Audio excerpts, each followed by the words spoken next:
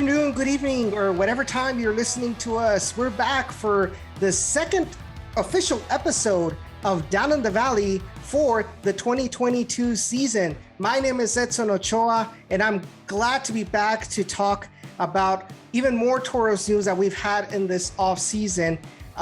If you want to listen to some of our first signings, as well as some of the players that have left, be sure to check out episode 1 of the Down in the Valley podcast that is available on Google Podcasts, Spotify, Anchor, Breaker, and your obviously your favorite podcasting platform, except for Apple Podcasts, but we're working on that. So just all you Apple users, just be patient with us. But it's about time that you guys have no priority over something. Thank you, Apple. But anyway, I just had to take a dig at Apple users, man, honestly. But yeah. Now, and then also last 2 weeks ago, our last episode, we had the Down in the Valley extra time where I had Josh Duplantis and Justin Finger had them over from the Peel podcast to talk about the beginnings of Down in the Valley. And of course, the pretty much just random talk, to just like we did, almost like drinking a beer, with them again, even being 5.5 hours apart. It's great to do that again with them. But so if you guys haven't listened to that episode, be sure to check it out. But anyway, guys, I'm not alone today, as always. Accompanying me is our co-host and good friend, Jacob Young. Jacob, how are you doing? Or as we put it in the Down in the Valley Facebook group chat, Dale Jr., how you doing? Oh, I'm doing fine. Yeah, I'm looking forward to talking some soccer. I know it's going to be a big show for sure, and cannot wait for it. And I mean, hey, I'm excited. We'll see what we are able to get into, so it'll be nice. So it's interesting because, so far 2022 really has not been very consistent when it comes to content for Down in the Valley. But unlike Down in the Valley, I think you have been very consistent with your personal content creation with Twitch. How's that coming along? It's been going all right for sure. Yeah, I mean, it's not it's good. It's good for sure. It's not, like Pokemon good or Ninja good, but I don't technically like to say his name anymore, but it's not Disguised Toast good, but it's still good. So last time we were talking in the show in episode number 1, we were talking about some of the players that had been released and signed with other teams. We got way up to Carter Manley, who signed with San Antonio FC. Since then, we've had some major heartbreakers, being announced, not by the Toros, but by the teams that signed these players. And I'm talking about Rodrigo Lopez signing with Sacramento Republic on January 18th. Juan Carlos Azócar, this is still a rumor, but there were rumors that he's going to Oakland Roots. Arturo Dispe, the Cuban center back, signing with FC Tulsa on January 26th. Camden Riley, I don't think anybody's going to be missing him much. Signing with San Diego Loyal on January 26th as well. Wanku Zane signing with St. Louis City SC on February 7th. And then James Murphy and Grant Robinson signing with Monterey Bay FC Union. Honestly, out of these, I think the two that I'm going to miss the most, definitely Rodrigo Lopez and Arturo Dispe. And I think I agree with you on that for sure. They were fantastic players, really being vital for the team. I mean, Arturo Dispe, he showed that he was worth that signing when coming onto the field and being able to start and really being a difference maker, especially later on in that season too. So everything really worked well with both of them, and it was upsetting to see them go, but I mean, we'll see if they won't be missed. Of course, they will be missed right now, but when the season comes, can the players that are taking over in that position be the difference maker? Yeah, definitely. And I think also, like, for example, with Rodrigo Lopez, you lost somebody that led the team in chances created, was not only very versatile and a difference maker offensively, but also defensively as well. He worked both sides of the field for the Toros. He was just a machine, for Wilmer Cabrera in the midfield. And obviously with Arturo Dispe, this was a center back that led a lot of the key defensive statistics for the Toros, especially with clearances. Yeah, he had some injuries, where that kept him off the field. But even with coming back, he wasn't given the opportunity, I think, as much as I think he deserved. I don't know if he was not just the fit for Wilmer Cabrera. I know that one of the disadvantage, or not disadvantages, but was one of the issues that I had with Arturo Dispe was he was aggressive. I mean, not in the dirty kind of thing where, oh, I'm going to go, slide with the studs up, because he was very technical when it came to his tackles. But more along the lines of, like, he was usually that center back that would kind of break that line forward to try to kind of anticipate the space between the midfield and the defensive line. And because the rest of the line kind of didn't go along with him, he was caught out of position. There were also times where, he was trying to conduct the ball in that transition from defensive to attack, and he would lose the ball, in the midfield, in the first quarter of the field. That kind of left I think one of the games that he did that was against, if I'm not mistaken, against New Mexico United. It was against New Mexico United. He had a mistake that cost us another goal late in the game. So I think maybe those are the kind of characteristics that I think maybe Wilmer Cabrera kind of did not like about him, and that's why he was let go. Because from what I heard, Dispe wanted to come back to the Valley. He loved the Valley. He loved this team. He wanted to resign, but Wilmer Cabrera just had other plans. And so he ends up, like I said, signing with Tulsa. And then, like I said, Rodrigo Lopez, going back to Sacramento Republic, which is a move that really I don't blame him at all. He's going back to a team that made him a legend, a USL legend, a place that loves him for what he did a couple of years ago. And obviously, I'm assuming, his family also preferred living, in the Sacramento area. And, they grew up there. They maybe really didn't fit in with the Rio Grande Valley. I don't know that, but a lot of the times, especially with soccer players that already have a family, the family has a huge influence to the decisions of where they want to go. So all I have left to say for Rodrigo Lopez, is I can't thank him enough for everything he did for the Toros in the 2021 season. Yeah, Rodrigo Lopez was fantastic, a real leader. I know he might not have necessarily loved the heat that the Valley produced in the summer. That might be one reason why, but I know for a fact he was that good. And yeah, he will be missed for this team when we win RGVFC, whenever the time may be, if they go back to Sacramento to play against them. Well, I mean, I wish him not the best of luck then, but of course, I just wish him that he'll get shut down and RGVFC will win 3-0.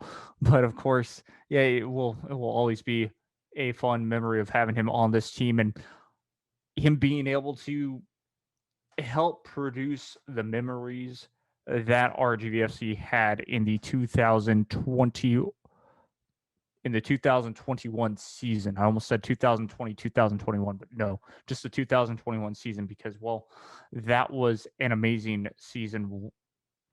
as RGVFC went to the I'm telling you, this pandemic is really messing with our sense of time, because right now I was also going to make that mistake as well. But yeah, so those are some of the players that have left, in this off season. I think others like Camden Riley and Wang Kuzane, really players that, I personally am kind of glad that they kind of moved on. I know that Wang Kuzane came in with a lot of hype, being called the Malaysian Messi.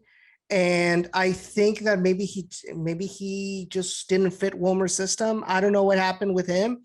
But he didn't really perform as well as we thought that he was going to perform, given his reputation from Sporting Kansas City too. So, he moves on to the MLS, meanwhile, I'm here sitting in a chair, criticizing the way he performed, just gaining some pounds. So he's living the dream and I'm not, so, but at the end, I really do think that the Toros, that would be a position that I think really could be improved for this 2021 season. James Murphy, I think that's another player that, he was he was a rotation player, mostly whenever Juan David Cabezas was injured, which was, I don't want to say constantly, but he did have a couple of injuries, during the season. But James Murphy kind of replaced him well. He was very stout in that defensive midfield position. And I honestly think that James Murphy could be a starter for Monterey Bay FC. He has the level to fight for that starting position with the new USL team. Yeah, it's going to be interesting to see how he performs in general. And I mean, to me, I think all the players that moved on, yes, I was bummed about it, but I'll go back to it now and say, I think Wilmer's doing the right thing, or did the right thing, of being able to clean house just a bit. Because yes, those were players, but remember how late this man became head coach last season. And so I think this has a lot to do with why the players came in at the time that they did, and why the players are the type of players are leaving right now, and what's coming forward.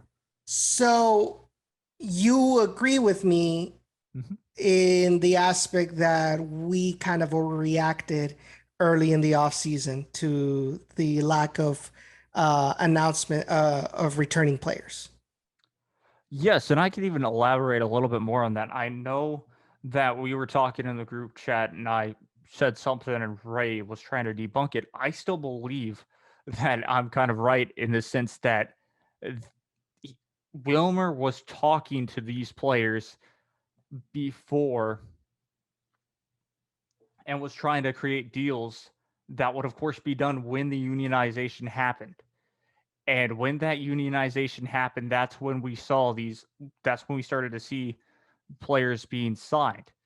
I think these players are already through the process and have been signed because Wilmer was trying to get jump started on that way before. So I think, yeah, it's one of those situations where he was waiting for that hype, waiting for a bit of negativity to show, hey, guess what?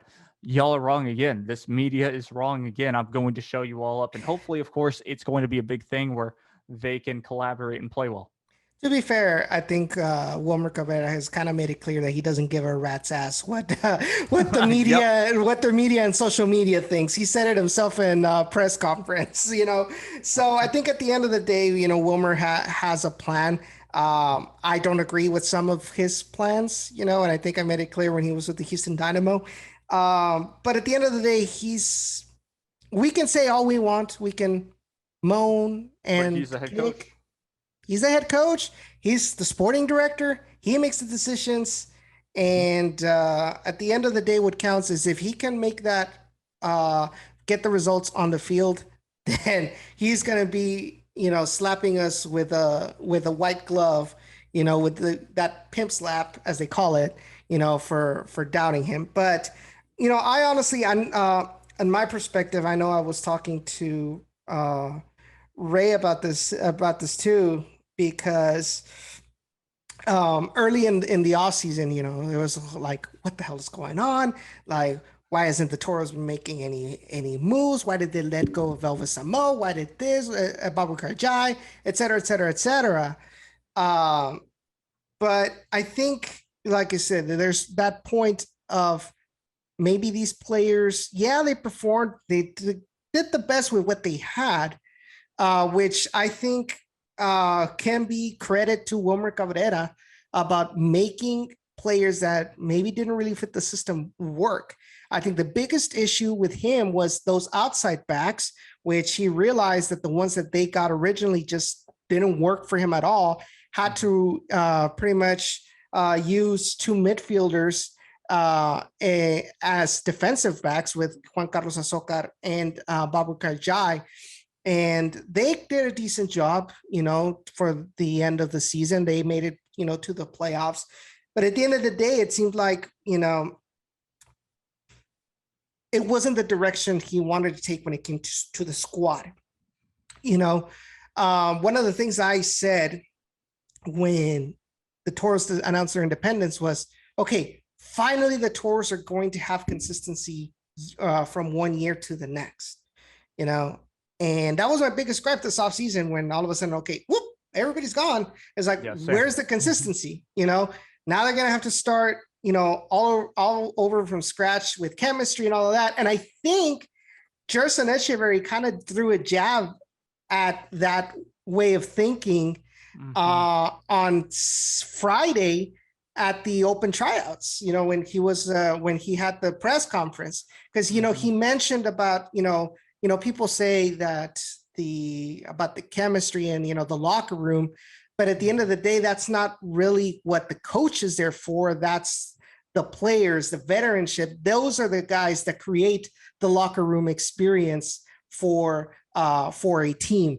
not the coach, So, and I think what a lot of people have said about Vicente Sanchez last season, a lot of players like Rodrigo in that interview with us, with me and Roberto for the striker, he mentioned that Vicente Sanchez was the glue that helped build that locker room in the 2021 season.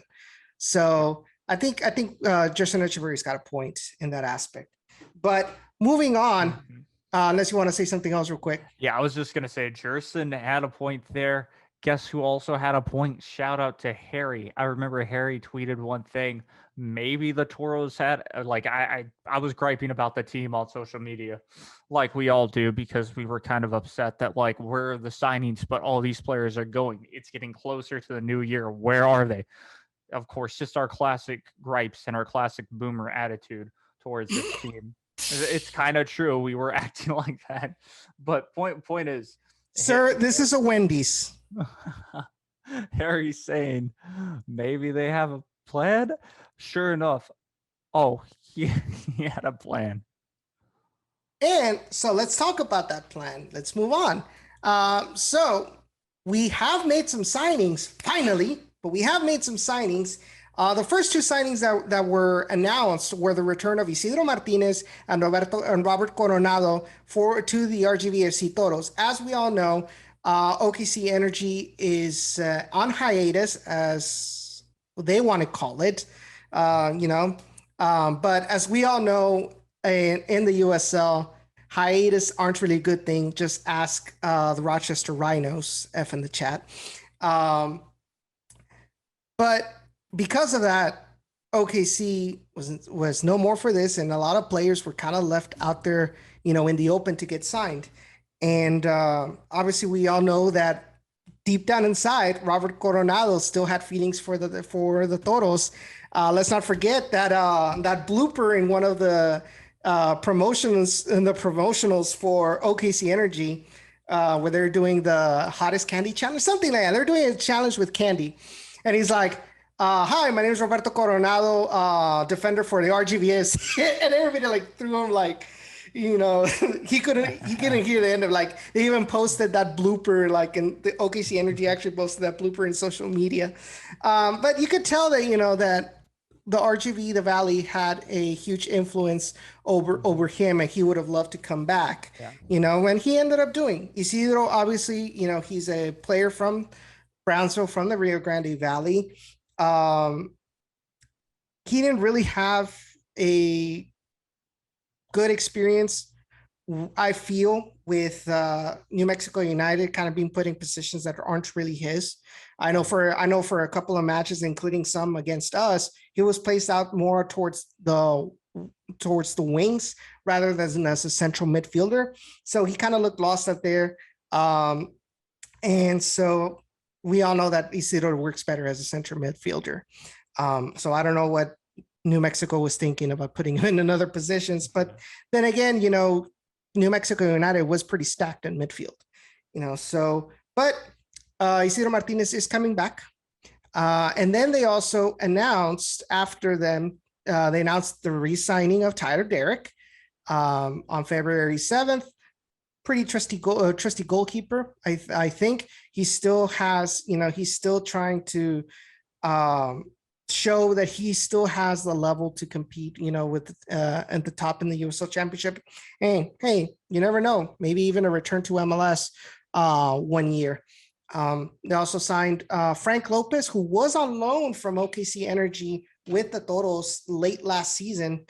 Didn't really get a lot of minutes, but I think when he did get some participation, he looked, ready to participate.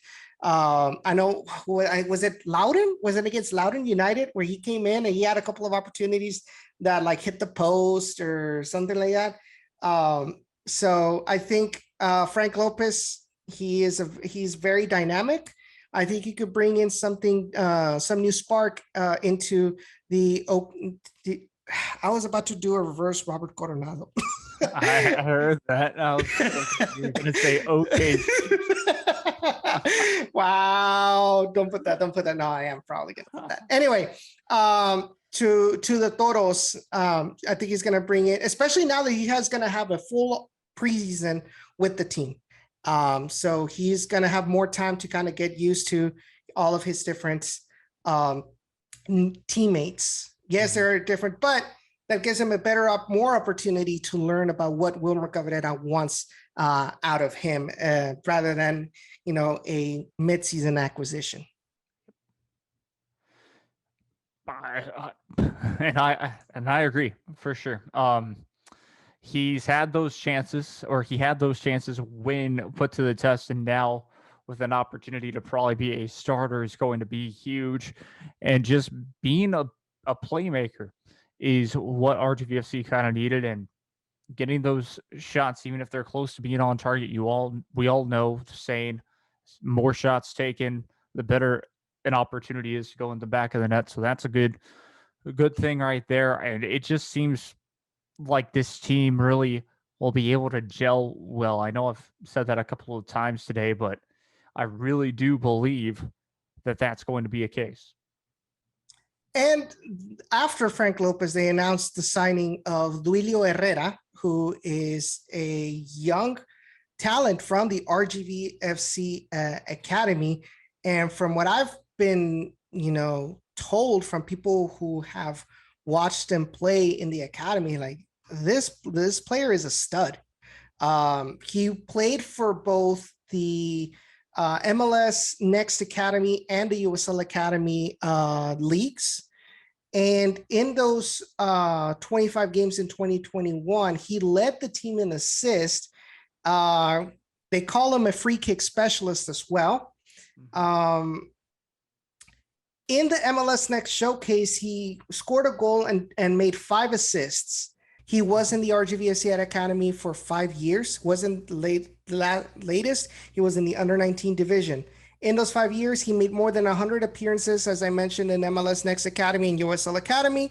And he's in that time frame, he scored 10 goals and 20 assists as an attacker. So you're talking on average 2 goals and 4 assists per year. And so, him earning a USL Academy contract, I think it's really, really good. I think it shows that they like what they see, and they're trying to give them, the opportunity to get some games in a professional environment. Yeah, he did play against Monterrey in that not preseason, but that friendly match mid-season last year. But against USL teams, I think he'll be a good opportunity for him to grow. He's a young stud, and it's good to see Wilmer give some opportunity to local RGV talent. Yep.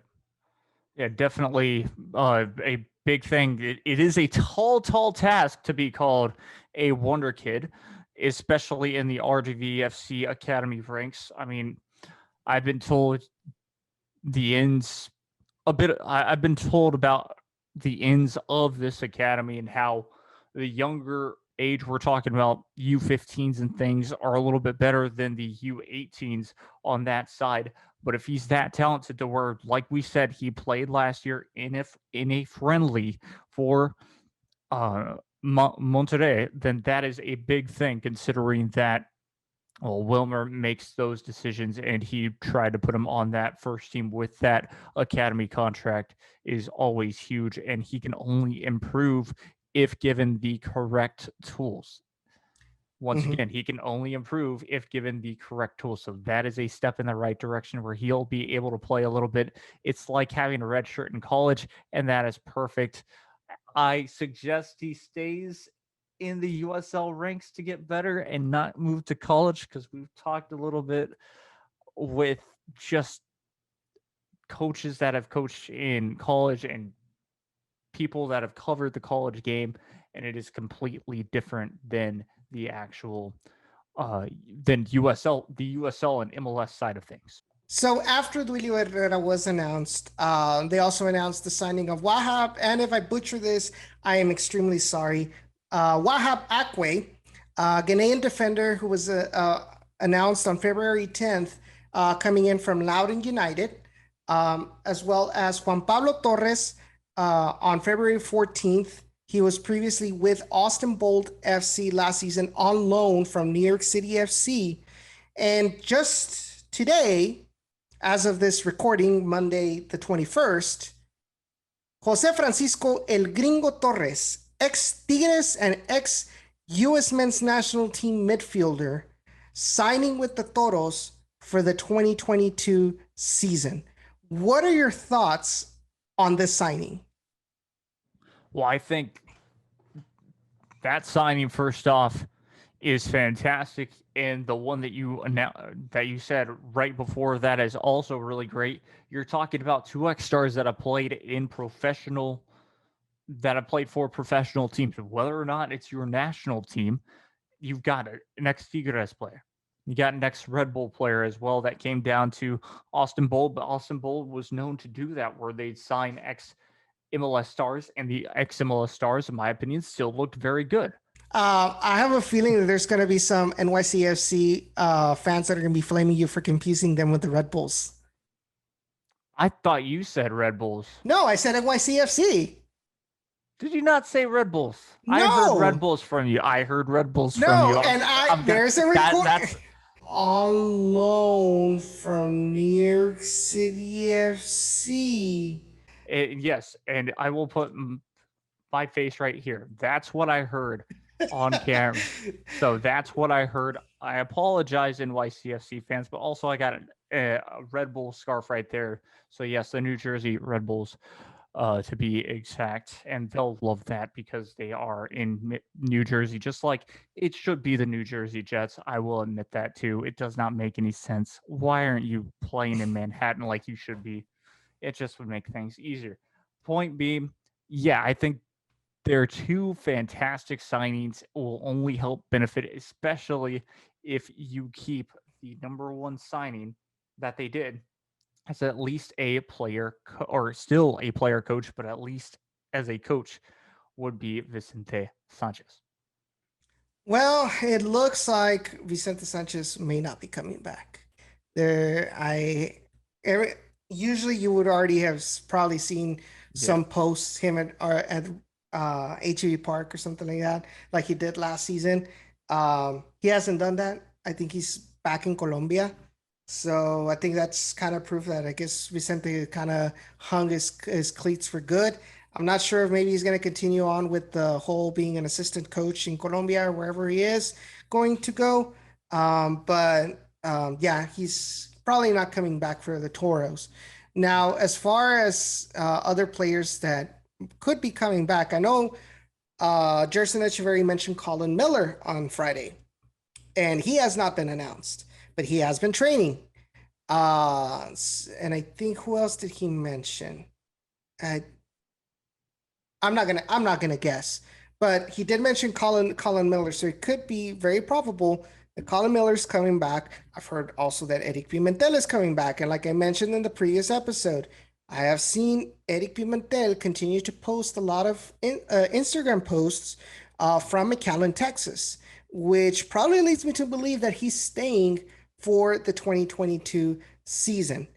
Not my biggest cup of tea when it comes to the defender from last season, but in the case that everybody else leaving, I think him keeping around with his experience could be a positive, considering the circumstances.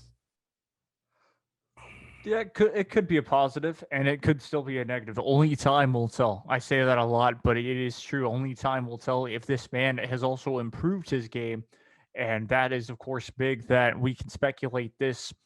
He may be staying due to him posting stuff that he's still in McAllen, Texas. So that is a fantastic sight to see. Just another player that's back that knows the system. He's been under Wilmer Cabrera's wing for at least a year. He knows how Cabrera likes to coach, and that's only, of course, a benefit for Mhm. players that have that so that they can give advice to another defender. Given, of course, his circumstance that he is one, that he can give advice that no, defend this way to not allow this to happen because this is what Wilmer says or something, all of that sort. So that's a very good thing. Having that seniority there or veteranicity Mhm. compared to having a rookie there or just a rookie under the system of Cabrera, I go back to it, is going to be key. And knowing the formations too and the tactics that Wilmer likes to set in different situations, because we have seen Wilmer Cabrera can change things up mid game. So there are some rumors that have been circulating in regards to some potential transfers, and there's two that I want to talk about. One of them was leaked by um, the player's own agent on Instagram, and I'm talking about a player from Pumas Tabasco named Adolfo Hernandez. So it appears that he is going to be coming into RGVFC on a loan, as displayed on that post that was quickly deleted. But thank you, Mike. Thank you, Mike. Honestly, for that heads up about that post. The other one, and this is from Transfer Market. I don't know how Transfer Market got this confirmed so that they can already post it on their website when the club hasn't even announced if this player has been signed. But right back, Luca Malacevic is reportedly going to be playing for the Toros in the 2022 season. While we will talk about more in depth about these two players once they become officialized, because we can talk all we want, but if they don't get signed, then what was the point? Let's wait until they have been confirmed. But I did want to mention that these two players are around the orbit of RGVFC Toros, given concrete evidence of that fact. Yeah, that would be big if in fact both of those are true. It looks like they could be, but of course I won't say most likely because we still don't know if transfer market could be wrong, or Mm-hmm. if deals like loans can fall through due to, well, just maybe the player wants a little bit more, and or the club doesn't want him anymore. It's Yeah. little things like that, or they wait too long. So definitely those two would be big gets for RGVFC, would help them out a ton. But and we'll probably figure that out in a couple of weeks. I would say it'll take them about 2 weeks to confirm, and we'll see them around the club probably in March. So I did want to talk real quick, and I mentioned it before we started. We wanted to kind of discuss a little bit about what signings we've had so far, and we want to compare it to the players that we have released in similar positions. And we kind of wanted to discuss whether, in our eyes, it's an upgrade or a downgrade. So let's start with the defenders. As we know, we have Wahab Akwa, who plays as a center back and played for Loudoun United, played also for the Richmond Kickers in USL League One. He had, I guess you can see, he had one of his best performances with the Kickers, where in those 2 seasons that he was with the Kickers, he was named to the League One All-League Second Team honors in 2019. He recorded 49 interceptions and 97 clearances, 22 tackles at a 75.9% success rate. But with Loudoun United, he really did not have a lot of chances to kind of prove himself in the 2021 season. He only played 9 games, totaling 644 minutes. In that time, he only won 4 tackles with a 57.1 success rate, 23 clearances, 6 blocks, and 16 interceptions. Now, let's compare it to what we had. Eric Pimentel, Carter Manley, and Adrian Dispe, 3 players that would play in the center back position. Eric Pimentel played 29 games with the Toros. Carter Manley played 33 games, a couple of them as right outside back, a couple of them as center back, right? But still a defensive player nonetheless. And Adrian Arturo Dispe, who played 23 games for the Toros. In that time frame, Eric Pimentel made 30 tackles, won 30 tackles with a 71.4 success rate, 50 clearances, 11 blocks, 46 interceptions. Carter Manley, 24 tackles, 49 clearances, 10 blocks, 45 interceptions. And Adrian Dispe, 23 tackles, 98 clearances, 10 blocks, and 51 interceptions. Considering that Wahab Akwa played less than 50%, or played 50% less games at least than the other players, do you consider this an upgrade or downgrade? I mean, it's definitely tough to say. I would consider it questionable. If you got a player, well, especially for one of them, if you got a player that has only played so many minutes in the past season and had a success rate of just over half, compared to a year ago where they were a standout at 70, basically a B, then I mean, that's a little questionable for sure. So the other one, though, I think that one's an upgrade. With better, just having a little bit of better stats, but of course, it's all about, can they also work together? And was that just a fluke that he had one bad season because he could only play 9 games or anything like that? So it's just, It's going to be difficult to say now, but I would say I think one of them's an upgrade, another one could potentially be a downgrade, but I'd have to see for myself before judging.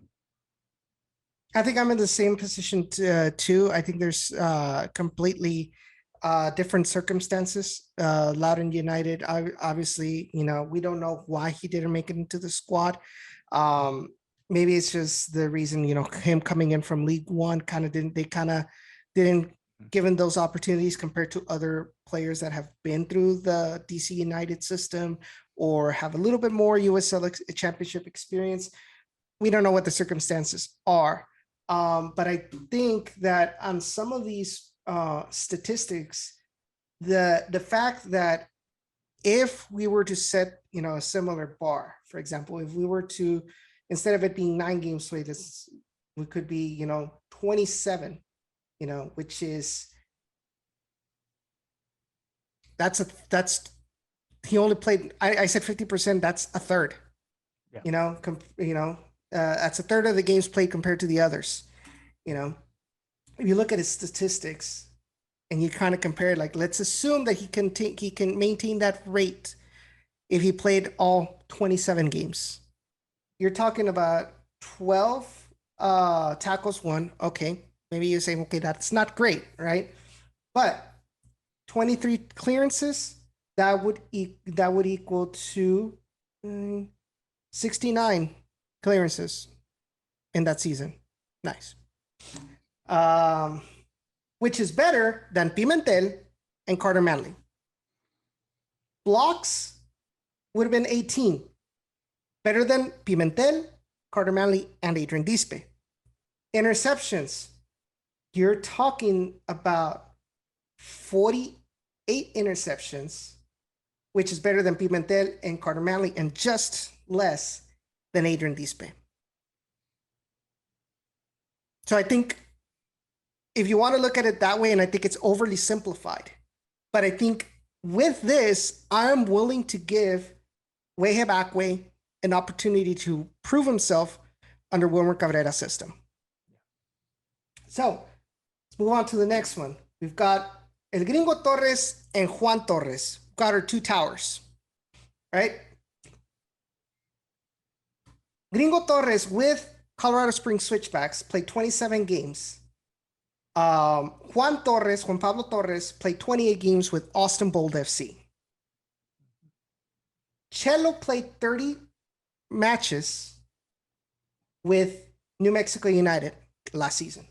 Yep. And we're going to compare him to Rodrigo Lopez from last season. Oh. So in the attack,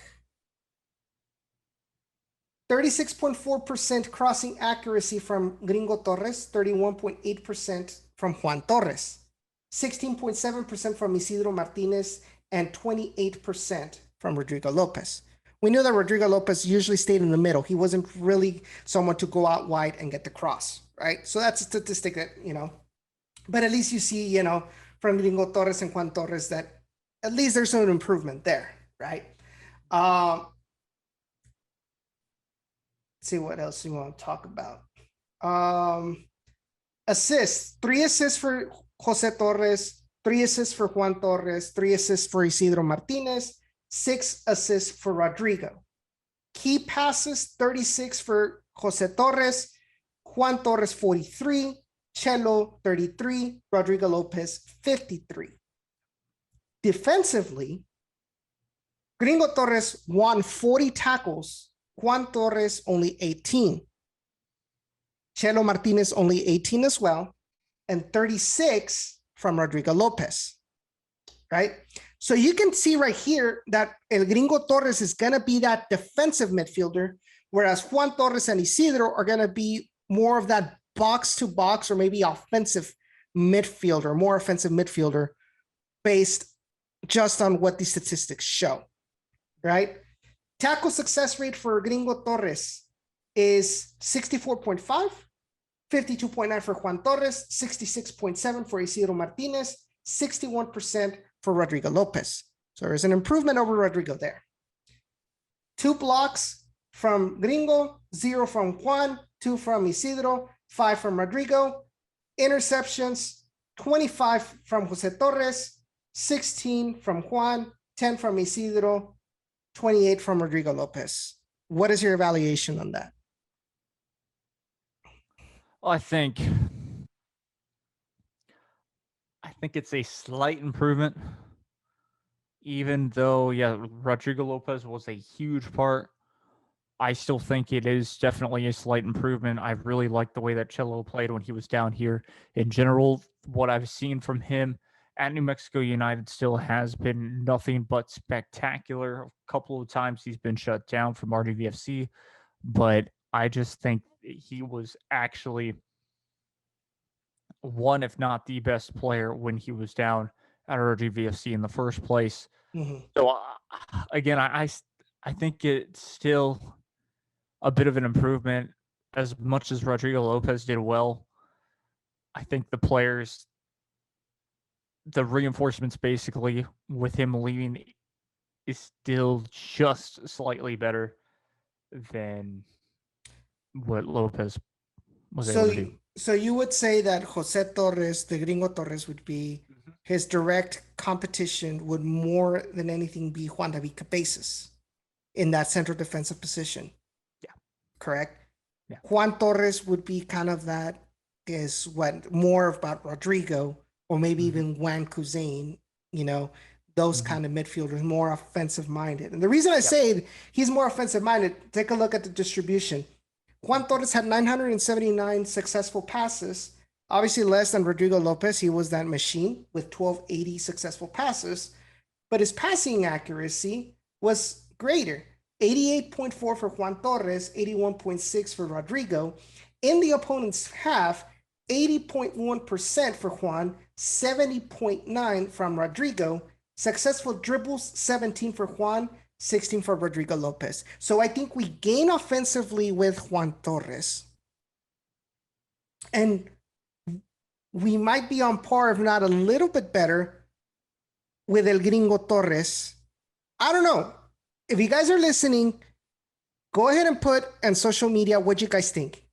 Do you believe that El Gringo Torres is an improvement over Rodrigo Lopez? Or do you believe that the shoes of Rodrigo Lopez are going to be hard to fill by El Gringo Torres? Let me know on social media. Follow us at Down on the RGV on Twitter and Instagram. And of course, on our Facebook page, YouTube, facebook.com/Down in the Valley. What is your thought?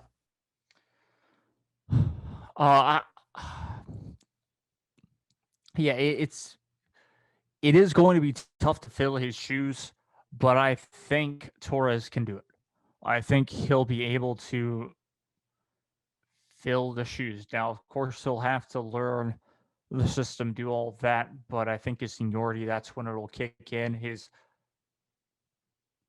knowledge of being a veteran soccer star will kick in. And yeah, I think he'll just be slightly, if not on par, with how Lopez was last season. And I think it'll really help for a late run to the playoffs. And I think one of the improvements that you can't really base yourself off on stats, but I think emotionally, I think he's going to be more invested with RGVFC because he's much closer to his family in Monterrey, Mexico, than he was at Colorado Springs. And I think that could be a huge boost of motivation for Gringo Torres to kind of improve on what he did last season with the Colorado Springs Switchbacks and his performance. Yeah, he's not too far away from the border, and an hour away from Monterrey, even from Edinburgh. Yeah, it's 3 hours. There you go. So other news, we'll do it real quickly. So there's talks about the kit being presented officially on Wednesday. We don't know if there's going to be a big event for sure, like in 2020, I think you said. Yeah, right? Yeah, 2020, right at the start of the pandemic, the height of where all the world was just about to shut down. We were talking 3 weeks away. So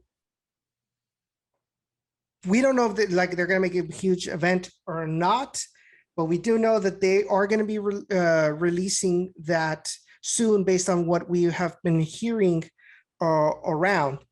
What I do know is that I really do think that we might get something a little bit more personalized this year than last year. And I'm hearing that it's the away kit that is going to be personalized. You know, it's not going to be the same. It's not going to be like last year where it was a plain white Puma jersey. I think it's actually going to be personalized, custom made for the Toros. So I think that's a good sign that, Puma is taking their relationship with RGVFC seriously, especially now that, you've got San Antonio also going into Puma, and Tampa Bay Rowdies as well. The home kit, what I've been hearing is they're going to have Puma's top of the line technology, which is called Ultra Weave. So those are kind of the rumors going around when it comes to the kit. I'm actually very excited to see what Puma has created for RGVFC this season. And I think the fans should be kind of ecstatic about what's to come. If there is going to be a reveal on Wednesday on what they're going to display. And then in other news, like I mentioned on Twitter, the Toros did have their first preseason friendly against UTRGV Vaqueros last Saturday in a closed event. No media was involved and no fans were involved either. It was behind closed doors. The reason we found out about the result, and not necessarily the score, but basically who won, was thanks to Victor Muller, the agent of Eric Pimentel and Adolfo Hernandez, posting on his Instagram story that the Toros won that preseason game. But then again, we go into this whole situation about why did social media not tell us, or why did media relations like the Dynamo has done in their preseason? Media relations actually post, oh, okay, in this preseason, we played against this team and we won or we lost. It kept the media informed. It kept fans informed. We're not seeing that from RGVFC. Am I surprised? Definitely not, considering Wilmer Cabrera loves to keep his cards close to his chest. And I know fans are probably are frustrated about the lack of information. I honestly am too, and I'm pretty sure Jacob is as well. But we don't know why they're doing that, and it's not like we can force them to. But we gotta let them know that we're not happy about it. We're not gonna throw a fit, but we're not gonna be quiet about what we really feel about not being told how the team is doing in preseason. Yeah. I mean, even as simple as that, when there are closed environment games, there's still score updates normally. Even that small of a thing.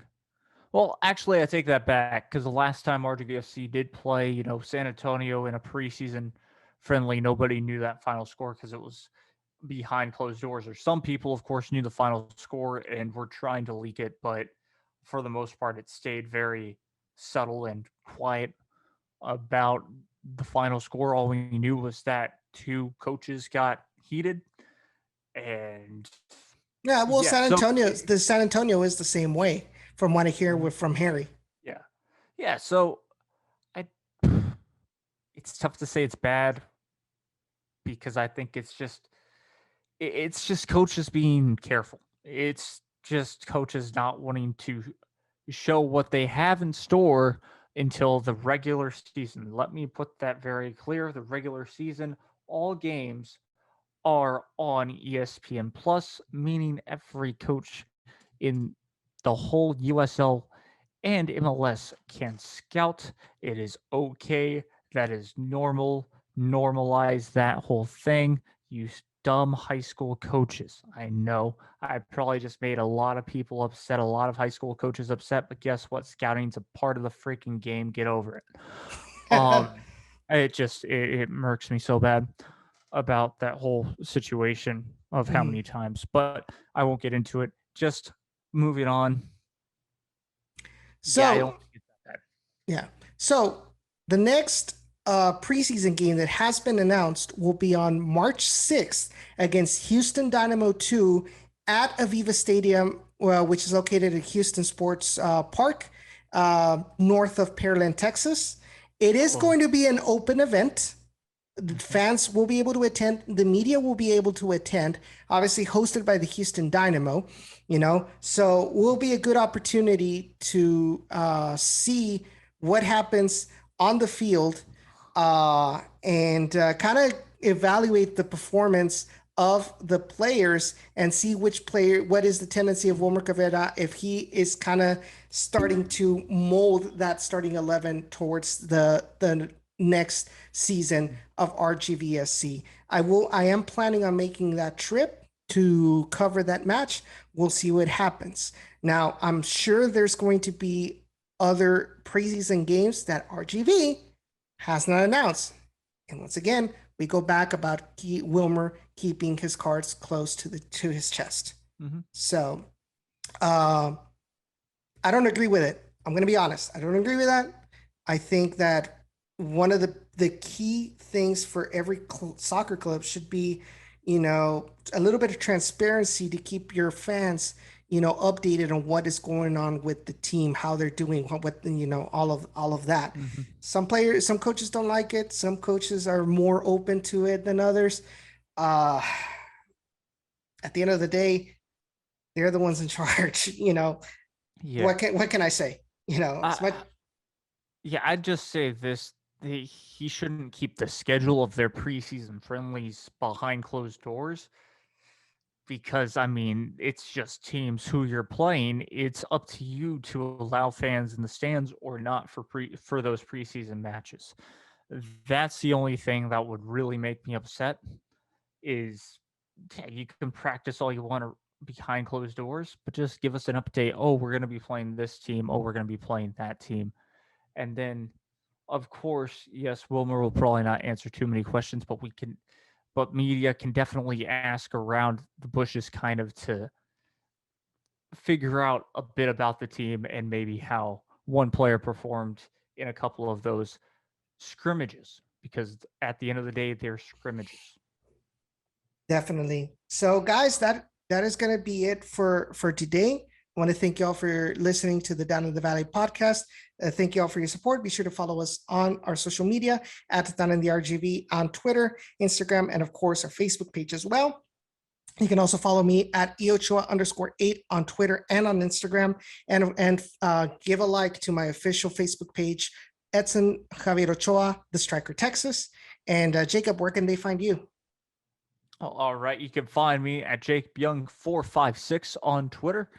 And as well as if you want to check out some cool content, you can also find me on YouTube at The Overreacting Gamer, where I post content from the streams that I make on Twitch at The Overreacted Gamer. Well, that's it for this episode. We'll see y'all in the next one. Y'all take care, and let's go Toros. Y'all have a good day.